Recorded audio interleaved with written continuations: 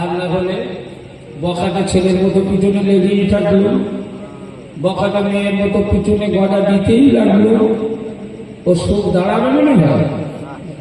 ছেড়ে দে মাকে দেবাছি, তোর গড়াবার থেকে ধাক্কা। তাহলে সংসারে সুখ স্বাচ্ছন্দ্য আসে কখন? প্রতিনিয়ত লেগে আছে।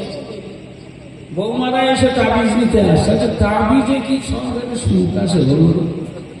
হ্যাঁ, এই যে তাবিজ নিতে আসে, হুজুর শাশুড়ি আমার দুটোকে দেখতে পারে না, শাশুড়ির সাথে আমার মোটো বলা হয় না, বলি তাবিজ দেয় না।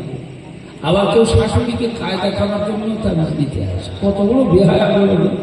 হ্যাঁ, আমরা আরেক মানুষ আমাদের কাছে বলছে, হুজুর আমার শাশুড়ি যাতে আমার আয়ত্তে থাকে, কায়দা করা যায়, আমি যা বলবো তাই ছিল, সেটা একটা তাবিজ দেয়। হ্যাঁ কোথা, হ্যাঁ মেয়ে, তোর বাপ কি আমার ওই রকম তাবিজ করার জন্য চাকর রেখেছে? হ্যাঁ, আপনি একটু ভাবেন, আমাদের ঘরেও তো আল্লাহ মেয়ে দিয়েছে নাকি বলো? আমরাও তো বাপ, মেয়ের বাপ। তা আমরা সেই মেয়েকে অন্য জায়গায় বিয়ে দিল, দিয়ে আমার মেয়ে অন্যজনের ঘরের গরমই হলো। আর আমাদের ছেলেও আল্লাহ দান করেছে, আমরা আর একজনের ঘর থেকে মেয়ে নিয়ে এসে বৌমা করলো।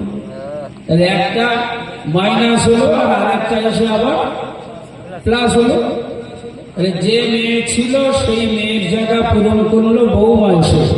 শ্বশুর আর শাশুড়ি যদি এই বৌমাটিকে মেয়ের জায়গা দেয়, মেয়ের স্থান দান করে, মেয়ের নজরে দেখে, আর যে মেয়েটা মায়ের কোলে বড় হয়ে শ্বশুর বাড়িতে গেল, সেইখানে গিয়ে একটা শাশুড়ি মা হিসাবে তাকে পেল, ওই বৌমাটা যদি শাশুড়িটাকে তার মায়ের সম্মান দেয়, তাহলে সংসারে অশান্তি হবে বলে মনে হয়?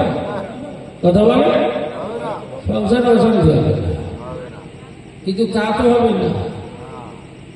বৌমা শাশুড়িকে মেনে নিতে পারে না, শাশুড়ি বৌমাকে মেনে নিতে পারে। সংসারে দ্বন্দ্ব ওখান থেকেই শুরু। মীমাংসা করবে আমার মালিকের পক্ষ থেকে দান করা পবিত্র কোরআন। ধরে বলুন সুবহানাল্লাহ। যদি বলা যাবে না, তাই আপনাদেরকে নিয়ে সেই কোরআনের সূচনায় আমি সূচনা করব।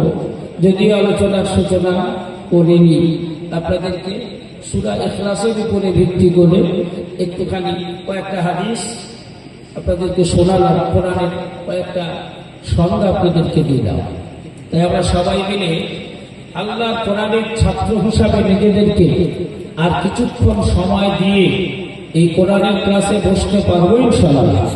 সবাই পারবো ইনশাআল্লাহ? কারা কারা পারবেন একটু হাত তুলে দেখান তো। আল্লাহ আপনাদের এই হাতগুলোকে কবুল করে নিন। একটু তাকবীর দেন, নারে তাকবীর। শুনে বলো না, নারে তাকবীর, নারে তাকবীর। আল্লাহ কবুল করে দিন, সকলে বলো না আমিন। সবাই মিলে বলেন আল্লাহুম্মা আমিন। তাই আলোচনার সূচনাতে আসুন। গোপালপুর এটা কোন পাড়া? গোপালপুর উত্তরপাড়া, মাজারপাড়া মিলিয়েই বলি। আমাদের দুই পাড়ার মেলবন্ধন। তো এই গোপালপুর উত্তরপাড়া এবং মাঝের পাড়ায় অধিবাসী বসবাস করে মেয়ে ছেলে আর বেটা ছেলে, নারী পুরুষ উভয় মিলে। আসুন আমরা সকলেই আলোচনার সূচনাতে আমার মালিকের শাহিদা করি। আমার মালিককে, আমাদের মালিককে সকলে মিলে বলেন। সন্দেহ আছে নাকি? এই উত্তর দিতে গিয়ে গরিব বসে থাকে। আমার মালিকের ব্যাপারে আমাদের কোন সন্দেহ আছে? আছে রে বাবা, না বললে তো এই পৃথিবীতে একদল আছে, ওরা আমার মালিককে মালিক হিসাবে মানে না। এরকম একদল আছে না? তাদেরকে কি বলা হয়? নাস্তিক। কি বলে? নাস্তিক। আর মালিকের উপরে বিশ্বাস আছে যাদের, এদেরকে বলা হয় আস্তিক। মালিকে বিশ্বাস। আর একদল আছে তাদের ধারণা অটোমেটিক, আপনা আপনি কালের নিয়মে সব হয়ে গেছে। কেউ মালিক নেই, কেউ স্রষ্টা নেই, কেউ সৃষ্টি করেনি, এদেরকে বলা হয় আস্তিক, নাস্তিক। এরা মালিকে বিশ্বাস করে। এরা একদল এই পৃথিবীতে আছে না নেই? আরে আমাদের চোখের সামনে ঘুরে বেড়াচ্ছে, আছে কি আমাদের চোখের সামনে ঘুরে বেড়াচ্ছে না? শোনা এত বড় কথা আপনাদের বা আমাদের বলার দুঃসাহস নেই। আমরা তো নাস্তিক হতে পারি না, আমরা তো আল্লাহকে বিশ্বাস করি, করি না? করি না। আমাদেরকে যিনি সৃষ্টি করেছেন, আমাদের স্রষ্টা যিনি, আমাদের মালিক যিনি, সবাই মিলে চিৎকার করে বলেন তিনি কে? আল্লাহ। এটা আমরা বিশ্বাস করি, এটা আমাদের ঈমান, ঠিক কিনা বলেন? কিন্তু আর যারা আছে নাস্তিক, ওরা বিশ্বাসই করে না। ওরা বিশ্বাসই করে না। ওরা ভাবে পাহাড় অটোমেটিক হয়েছে, নদী অটোমেটিক হয়েছে, জমিন আসমান অটোমেটিক হয়েছে, তারকারাজি অটোমেটিক হয়েছে, চাঁদ সূর্য অটোমেটিক হয়েছে। আমরাও অটোমেটিক কালের নিয়মে পৃথিবীতে এসেছি। এই বিশ্বাসে একদম নাস্তিক এই পৃথিবীতে ঘুরে বেড়াচ্ছে। আল্লাহ তাদের থেকে হেফাজত করে আমাদেরকে তো স্রষ্টায় বিশ্বাসী বানিয়েছে, নাকি বলে? এর জন্য আমরা শুকর করা দরকার। হ্যাঁ, আমি আলোচনার সূচনাতে একটা ছোট্ট তথ্য আপনাদেরকে বলি, কারণ এটা এমন একটা মঞ্চ, এমন একটা জায়গা যেখানে ছাত্রদের পঠন পাঠন করানোর ব্যাপারে শিক্ষক হিসাবে দায়িত্ব নিয়ে যারা বসে, তাদের যদি মূল উদ্দেশ্য হয় যে ছাত্রদেরকে একটু শেখাতে হবে, এটা যদি মূল উদ্দেশ্য হয়, তাহলে একটা কথায় আর একটা কথা, আর একটা কথায় একটা কথা, কথায় কথা এসে যোগান দেবে, দেবে না? দেবে। তো আমরা এই পৃথিবীতে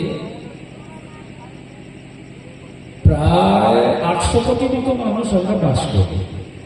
কত মানুষ? 800 কোটি।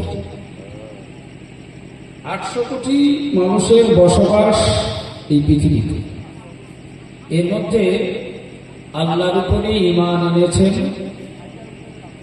রাসূলুল্লাহর রিসালাতকে বিশ্বাস করেছেন, ঈমানের ঘরের ওপরে মহামূল্যবান সম্পদ গ্রহণ করেছেন। এরকম মেয়ে ছেলে বেটা ছেলে মিলিয়ে এদের সংখ্যা হলো 200 কোটি। কত কোটি? টোটাল মানুষ কত? 800 কোটি। তার মধ্যে মুসলমানদের সংখ্যা কত? 200 কোটি। এই 200 কোটি যে মুসলমান ঈমান নিয়ে এসেছে আল্লাহর উপরে, এই 200 কোটি মুসলমানদের মধ্য থেকে আবার এই পৃথিবীতে মুসলমানদের 4টে মযহাব, 4টে ইমাম আছে। কটা ইমাম? 4টে। এই 4টে ইমামের মধ্যে সবচাইতে বড় ইমাম, প্রসিদ্ধ এবং সবচাইতে বড় ইমাম, ইমামে আজম বলা হয় যে ইমামকে, সেই ইমামের নাম হলো কি নাম? সকলে বলে বলেন, আবু হানিফা। আবু হানিফা, এটা হলো লকবি নাম। কি নাম? লকবি নাম, উপাধি নাম। আর ওনার আসল নাম নোমান বিন সাবেত। কি নাম? নোমান বিন, সকলে মিলে বলেন, নোমান বিন সাদেক নয়, সাবেত। নোমান বিন সাবেত। লকবি নাম হলো আবু হানিফা। ওনার মেয়ের নাম হচ্ছে হানিফা। আরবিতে আবুল শব্দের অর্থ হলো পিতা, আব্বাকে বলা হয় আবু। আর হানিফা ওনার মেয়ের নাম, তাই আবু হানিফা, হানিফার আব্বা। কার আব্বা? হানিফার আব্বা নামে উনি বিশ্বে পরিচিতি লাভ করেছেন। অরিজিনাল নাম হলো নোমান বিন সাবেত। তো সেই ইমামে আজম নোমান বিন সাবেত ওরফে আবু হানিফা রহমতুল্লাহ আলাইহি নীতি মেনে নেওয়া, কওল মেনে নেওয়া, মযহাব মেনে নেওয়া মানুষের সংখ্যা হলো এই 200 কোটি মুসলমানদের ভেতরে 80%, 80%। কত পার্সেন্ট? প্রায় 80%। অতএব 200 কোটির মধ্যে যদি 80% করে মেনে নেয়, তাহলে প্রায় 160 কোটি মুসলমান মেয়ে ছেলে বেটা ছেলে, এরা হলো হানাফি মুযহাবের অনুসারী। এরা হলো হানাফি মুযহাবের অনুসারী।